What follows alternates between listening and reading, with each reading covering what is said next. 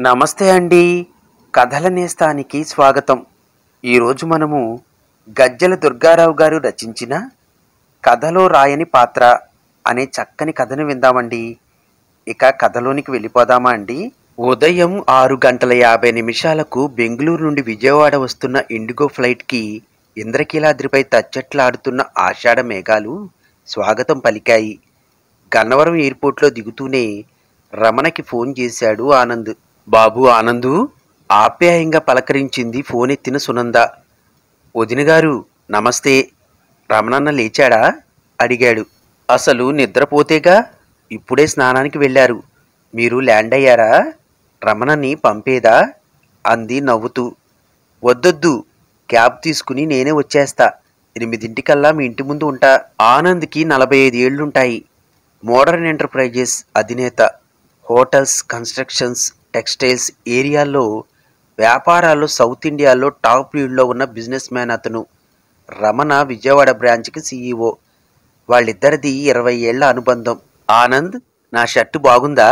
ఎక్కడ లేని హుషారుతో తుల్లిపడుతున్నాడు రమణ. అతని మొహం వెలిగిపోతోంది.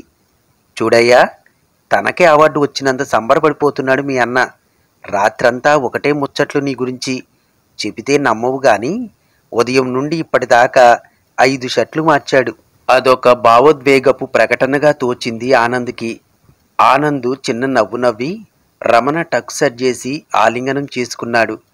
వాళ్ళిద్దరినీ సంతోషంగా చూస్తూ కాఫీ కలిపింది సునంద. రమణన్న, దారిలో టిఫిన్ చేసి వెళ్దాం. ఎంతకి నువ్వు గాని టిఫిన్ చేసేశావా? సందేహంగా అడిగాడు ఆనంద్ అద్దంలో జుట్టు సరిచేసుకుంటూ. లేదు, ఓన్లీ కాఫీ. ఏమీ తినొద్దని రాత్రే చెప్పావుగా. కాఫీ కప్పు టేబుల్ మీద పెట్టి కార్ కీస్ తీసుకుంటూ సునందకి బాయ్ చెప్పి బయటకు వచ్చాడు రమణ. అనుసరించాడు ఆనంద్. కారు ముందుకు ఉరికింది. శ్రీను హోటలేగా? ఆనంద్ వైపు చూస్తూ అన్నాడు. కళ్ళు పెద్దవి చేస్తూ తల ఊపాడు ఆనంద్. అయితే కొత్తగుళ్ళ పడమర గేటు దగ్గర పార్క్ చేసి లోపల నుండి వెళ్దాం అన్నాడు రథం సెంటర్ దగ్గర మలుపు తిప్పుతూ. ఒక రకమైన పారవస్యంలో ఉన్నాడు ఆనంద్. పాత జ్ఞాపకాలను నెమరవేసుకుంటూ ప్రతి షాపుని, మనుషుల్ని తన్మయంగా చూస్తున్నాడు. వాతావరణం ఆహ్లాదకరంగా ఉంది. సన్నగా చినుకులు పడుతున్నాయి. కమ్మని కృష్ణగాలికి కొమ్మలు మత్తుగా తలూపుతున్నాయి. 60 ఏళ్ల నాటి కేరళ వారి హోటల్ అది. అడుగు పెడుతుంటే వేడివేడి దోశలపై కరుగుతున్న నేతి వాసన ముక్కు పుటాలను తాకింది. కుర్చీ ముందుకు జరుపుకుని, రమణన్న, పెసరట్ ఉప్మా కావాలి నాకు అన్నాడు ఆనంద్ మార్బుల్ టేబుల్ మీద వేళ్లతో దరివేస్తూ. ఎంత ఎదిగినా నువ్వు నువ్వే. ప్రపంచమంతా వేరే, నువ్వు వేరే. అంతే అంటూ పక్కనే నిలబడి అంతా వింటున్న సప్లయర్కి కళ్ళతోనే ఆర్డర్ చెప్పేశాడు రమణ. 20 ఏళ్ల క్రితం మాట. ఒకరోజు అదే హోటల్లో అక్కడే కూర్చుని ఉన్నాడు ఆనంద్. అతనికి బాగా ఆకలిగా ఉంది. సప్లయర్ని పిలిచి ఉప్మా పెసరట్ ఎంత అని అడిగాడు. అతను చెప్పేలోపే ఇడ్లీ ఎంత అని అడిగాడు.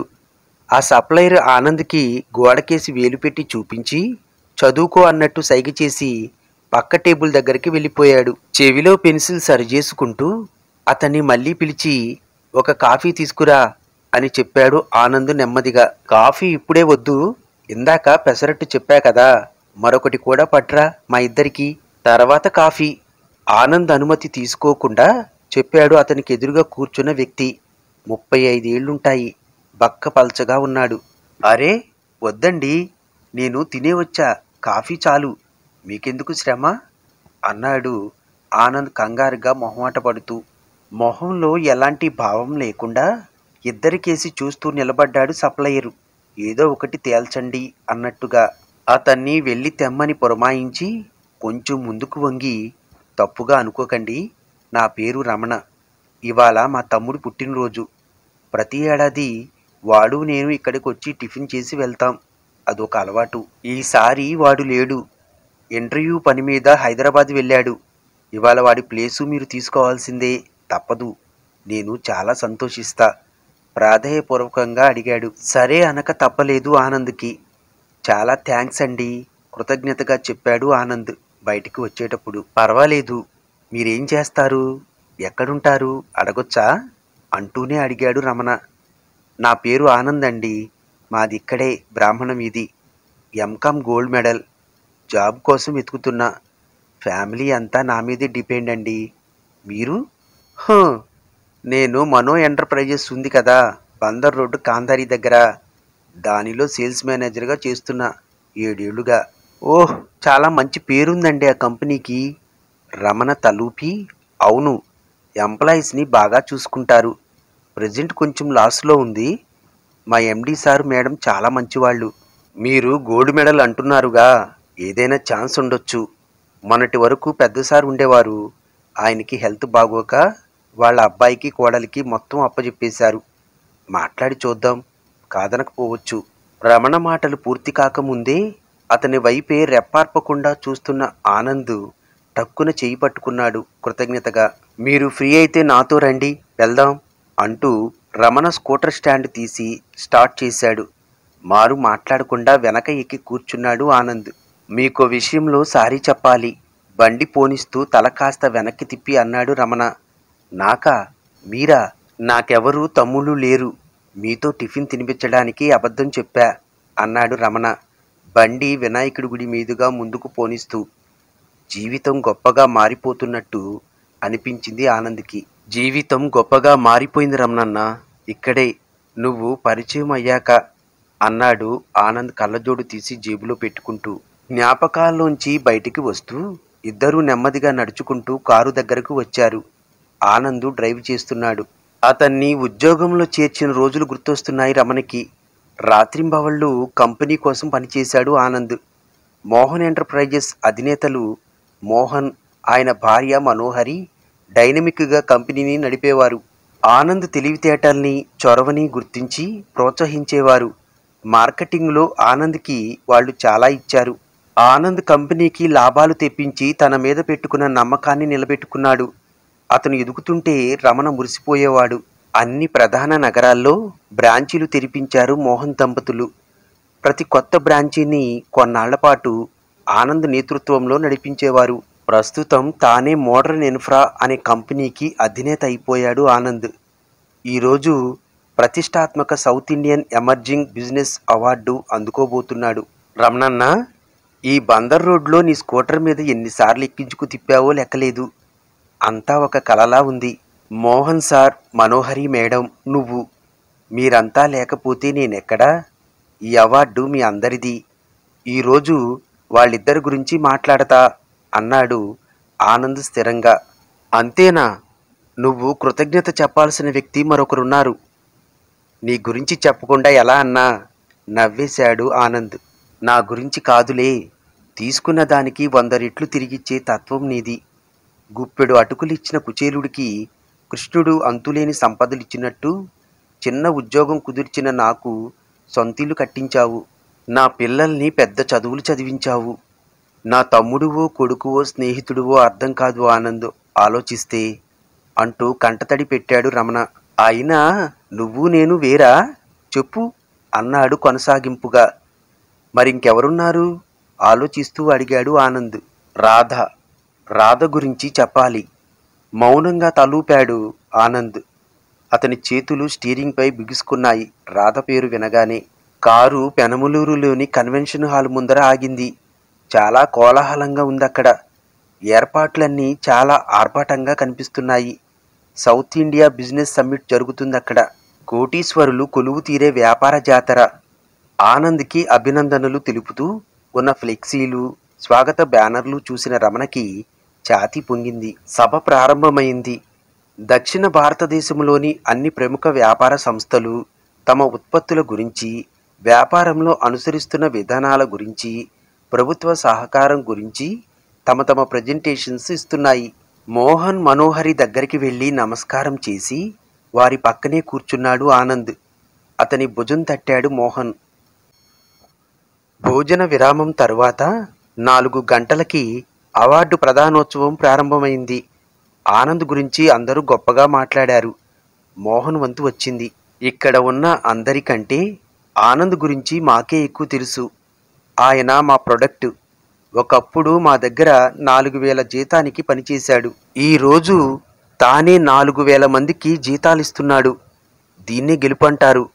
తానొక్కడే గెలవడం కాదు, చుట్టూ ఉన్న వారిని కూడా గెలిపిస్తాడు మా ఆనంద్. అతనొక విజేత. ఇటువంటి విజేతల జీవితాలను కథలుగా తెలుసుకోవాలి నేటి యువత. ఇటువంటి స్ఫూర్తివంతమైన కథలో మేము కూడా పాత్రలు కావడం మాకెంతో సంతోషం. ఆనంద్ ఇంకా ఎదగాలి, అన్ని రంగాల్లో పెట్టుబడులు పెట్టి ఇండియాలోనే టాప్ మోస్ట్ బిజినెస్ మెన్ కావాలి. ఇది మోహన్ ఎంటర్ప్రైజెస్ ఆకాంక్ష అంటూ మనస్ఫూర్తిగా ముగించాడు. అందరికంటే 2 చప్పట్లు ఎక్కువ కొట్టాడు రమణ. చివరిగా తన స్పందన తెలియచేయడానికి పోడియం దగ్గర మైక్ తీసుకున్నాడు ఆనంద్. రమణకి చాలా ఉత్కంఠగా ఉంది. రాధ గురించి కూడా 2 మాటలు చెప్తే బాగుండు అనుకున్నాడు. అందరికీ నమస్కారం. నేను గెలవలేదు, గెలిపించారు. నా చేయి పట్టి వెన్ను తట్టి ముందుకు నెట్టి మరీ నన్ను గెలిపించారు. మోహన్ సార్, మనోహరి మేడం నన్ను సొంత మనిషిలా చూసుకున్నారు. నేను స్వేచ్ఛగా ఆలోచించడానికి, తోచిన పని చేయడానికి మోహన్ ఎంటర్ప్రైజెస్ అవకాశం కల్పించింది. అది నా మాతృ సంస్థ. నిజానికి ఒక కంపెనీకి అధినేత కావాలని నేనెప్పుడూ కోరుకోలేదు. ఓ రకంగా అది మోహన్ సార్ ఆకాంక్ష. వారు బ్యాంకులకు షూరిటీ ఇచ్చి మరీ నా చేత కంపెనీ పెట్టించారు. ఉద్యోగిని భాగస్వామిగా మార్చుకోవడానికి మనసుండాలి. సొంత కంపెనీ పెట్టించి తమతో సమానంగా ఎదగడానికి అవకాశం కల్పించడానికి ఇంకా పెద్ద మనసుండాలి. మా మోహన్ సార్ది పెద్ద మనసు. ఈ అవార్డు వారిదే, వారికే. మోహన్ ఎంటర్ప్రైజెస్లో ఎప్పటికీ నేనొక ఉద్యోగినే. ఇక్కడ ఇంకో వ్యక్తి గురించి కూడా చెప్పాలి. మా విజయవాడ బ్రాంచ్ CEO రమణ. ఒక్క మాటలో నాకు మా అన్నలేని లోటు తీర్చే వ్యక్తి. అందరికీ ధన్యవాదాలు ముగించాడు ఆనంద్. రమణకి అసంకల్పితంగా కన్నీళ్లొచ్చాయి. కానీ రాధ గురించి ఒక్క మాటైనా చెప్పకుండా ముగించడం అతనికి ఎక్కడో నచ్చలేదు. అసలు రాధ లేకపోతే ఈ ఆనంద్ చదువు కూడా పూర్తి చేయలేక ఎక్కడో రిక్షా తొక్కుతూనూ ఆటో నడుపుతూనూ ఉండేవాడు ఇప్పటికీ అనిపించింది అతనికి. జ్ఞాపకాలు మళ్ళీ దొర్లుకొచ్చాయి. మోహన్ ఎంటర్ప్రైజెస్లో మార్కెటింగ్ మేనేజర్గా పనిచేస్తున్న రోజుల్లో ఆనంద్ని పెళ్లి చేసుకోకుండా ఎన్నాళ్ళుంటావు అని పదే పదే అడిగేవాడు రమణ. ఎవరికీ చెప్పనని మాటిచ్చాక రాధతో తన విఫల ప్రేమ కథని రమణకి చెప్పుకున్నాడు ఆనంద్. ఆనంద్ విజయవాడలో డిగ్రీ చదువుతుండగా ఆంధ్ర యూనివర్సిటీలో జరిగిన యువజనోత్సవాలలో రాధ పరిచయమైంది. ఆమెది విశాఖపట్నం. భారతదేశ ఆర్థిక ప్రగతి అనే అంశం మీద ఆనంద్ చేసిన ప్రసంగం ప్రొఫెసర్స్ మన్ననలు అందుకుంది. రాధకి ఆనంద్తో స్నేహం కుదిరింది. వాళ్ళిద్దరూ ఉత్తరాలు రాసుకునేవారు. అకస్మాత్తుగా ఆనంద్ తండ్రి చనిపోవటంతో మొత్తం కుటుంబ భారం ఆనంద్ మోయాల్సి వచ్చింది. అతని చదువు ఆపాల్సిన పరిస్థితులలో రాధ ఆర్థిక సహాయం చేసింది. ఆనంద్ ఎంకాం పూర్తి చేయటంలో రాధ, ఆమె తండ్రి వెంకటాద్రి ఎంతో సహాయం చేశారు. రాధ MSc పూర్తి చేసింది. ఆనంద్ ఎంకాంలో గోల్డ్ మెడల్ అందుకున్నాడు. ఒకరోజు వెంకటాద్రి గారు ఆనంద్ ఇంటికి వచ్చి రాధ ఆనంద్ని పెళ్లి చేసుకోవాలని కోరుకుంటోంది అని చెప్పాడు. కానీ తనకి మాత్రం తన ఒక్కగానొక్క కూతుర్ని తన స్థాయికి తగిన పెద్దింటి కోడలిగా పంపాలనుంది అని కూడా మొహమాటం లేకుండా చెప్పేశాడు. తాను అంతకంటే ఎక్కువ చెప్పలేనంటూ తాను వచ్చి మాట్లాడిన సంగతి రాధకి చెప్పవద్దని మరీ మరీ కోరాడు. ఆనంద్కి గుండెల్లో చెప్పలేనంత దిగులు కలిగింది. తాను వారి స్థాయికి తగినవాడని కాదని, తమ కుటుంబమంతా వారికి భారం కాలేమని రాధకి నచ్చజెప్పి దూరమైపోయాడు. ఉత్తరాలకి అక్షరాలు కరువయ్యాయి. అలా దిక్కుతోచని స్థితిలో తిరుగుతున్నప్పుడు రమణ పరిచయం అయ్యాడు. రాత్రి 8 అయింది. రమణన్నా, నేను కంపెనీ కారులో వెళ్తా, నువ్వు వెళ్ళిపో, లేటవుతుంది అన్నాడు ఆనంద్ బయట కురుస్తున్న వర్షాన్ని చూస్తూ. లేదు, నీతో మాట్లాడాల్సింది ఉంది. ఎయిర్పోర్ట్లో నేనే డ్రాప్ చేసి ఇంటికి వెళ్తా. అందరి దగ్గర వీడ్కోలు తీసుకుని బయలుదేరారు ఇద్దరు వర్షంలో. రమణ మౌనంగా డ్రైవ్ చేస్తున్నాడు. ఏంటన్నా సైలెన్స్? ఏదో మాట్లాడాలి అన్నావు కదా అడిగాడు ఆనంద్. రాధ గురించి ఒక్క మాటైనా చెప్పాల్సింది. అది కనీస కృతజ్ఞత. అసలు రాధను మర్చిపోయిన ఆనందుని నేను ఊహించలేను అన్నాడు రమణ పెదాలు బిగిస్తూ. అన్నా, తన గురించి 10 మంది ముందు మాట్లాడితేనే కృతజ్ఞత చెప్పు. ఇప్పుడు తనకి ఒక కుటుంబం ఉండే ఉంటుంది. సభాముఖంగా మాట్లాడి జనాలు ఏదో ఊహించుకునే పరిస్థితి కల్పించడం మర్యాదేనా? అలా చేస్తే నేనసలు మనిషినేనా? నన్ను అర్థం చేసుకో అన్నాడు ఆనంద్. సబబే అనిపించింది రమణకి. మరి బతికినంత కాలం చుట్టూ ఉన్న వారి కోసమే బతుకుతావా? మీ వదిన ఎప్పుడూ అంటూ ఉంటుంది, ఆనంద్ కళ్ళల్లో దీపావళిని, గుండెల్లో గోదావరిని పెట్టుకుని తిరుగుతుంటాడని. జీవితం పొద్దువాలక ముందే కాస్త నీ గురించి కూడా ఆలోచించుకో ఆనందు. ఇందాక మాట్లాడుతూ తండ్రి స్థానంలో ఉంచావు కదా నన్ను, ఆ చనువుతో అడుగుతున్నా ఆర్తిగా అడిగాడు రమణ. పెదవి దాటని నవ్వొకటి విసిరాడు ఆనంద్. వర్షం కురుస్తూనే ఉంది. వాళ్ళ మనస్సుల్ని చల్లపరచడానికి ఆనంద్ని డ్రాప్ చేసి రమణ వెళ్ళిపోయాడు. ఒంటరిగా కూర్చున్న ఆనంద్ని అనేక ఆలోచనలు చుట్టుముట్టాయి. తన మనసులో ఉన్నదేంటో, తన మౌనం వెనుక ఉన్న రహస్యమేమిటో ప్రపంచానికి చెప్పలేని స్థితి అతనిది. Happy journey Anand, all the best. వాట్సాప్లో టెక్స్ట్ మెసేజ్ చూసి ఆనంద్ ఎంతో సంతోషించాడు. మనోహరి పంపిన మెసేజ్ పదే పదే చదువుకున్నాడు ఆనంద్. మనోహరి మేడం కాదు, వెంకటాద్రి గారు తనకి దూరం చేసిన రాధా మనోహరి. ఉద్యోగంలో చేరిన మొదటి రోజు రాధని చూసి ఖిన్నుడైపోయాడు ఆనంద్. బాధ, దుఃఖం, సంతోషంతో ఉక్కిరి బిక్కిరి అయిపోయాడు తను. ఆమెది కూడా అదే పరిస్థితి.